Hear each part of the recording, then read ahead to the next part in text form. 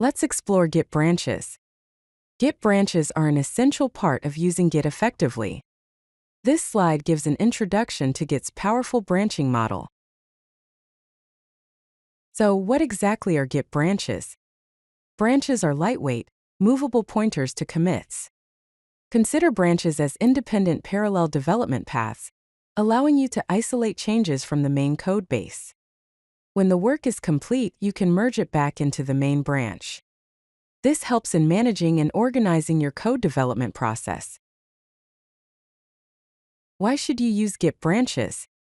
Branches enable parallel development, allowing multiple developers to work on different features simultaneously without interfering with each other's work.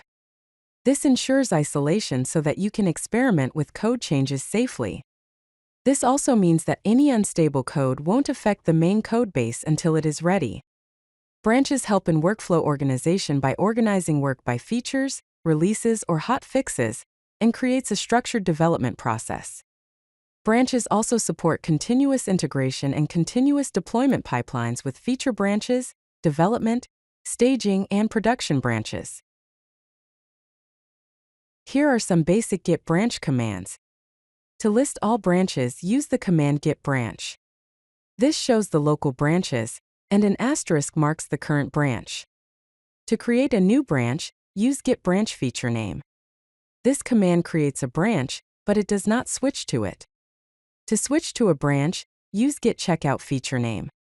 This changes your working directory to the specified branch. You can create a branch and switch to it in one step using git checkout b feature name. This creates the branch and immediately switches to it. Let's look at a typical workflow when working with branches. First, create a feature branch by starting a new branch from main for your feature or bug fix. This isolates your changes. You can do so by using the commands git checkout main, git pull, and then git checkout b feature login. Second, make changes on your feature branch, making commits as you complete logical units of work. For this, the commands are git add, followed by git commit m with your commit message, then git add, and another git commit m with commit message. Third, update and merge. Keep your branch updated with main and eventually merge your changes back by using the commands git checkout main, then git pull, then git checkout feature login, then git merge main, then git checkout main, and finally git merge feature login. Now let's discuss merging branches.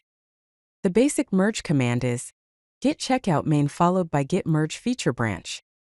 This incorporates changes from the feature branch into main and creates a merge commit if needed. A fast-forward merge can be performed using git merge, ff-only feature branch.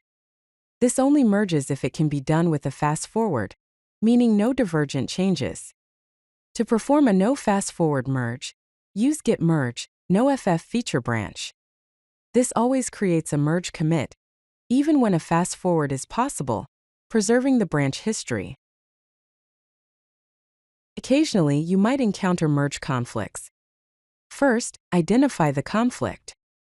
Git will notify you when a merge results in conflicts, and files with conflicts will be marked in the output. Second, resolve the conflict by opening the conflicted files and looking for conflict markers. Then, edit the file to resolve the conflict by choosing one version or combining both. Third, mark as resolved by using the command git add conflictedfile.js. Finally, complete the merge with a commit message by running the command git commit m followed by commit message after resolving all conflicts. Here are some commands for branch management. To view branch information, use git branch v. This shows all branches with their latest commit. The v flag adds verbose output with the last commit message. To rename a branch, use git branch m old name new name. Use m instead of m to force the rename, even if the new branch name already exists. To delete a branch, use git branch d branch name or git branch d branch name. Use d for safe delete, which prevents deleting unmerged branches, or use d to force delete. To track remote branches, use git checkout b local branch origin / remote branch or git branch.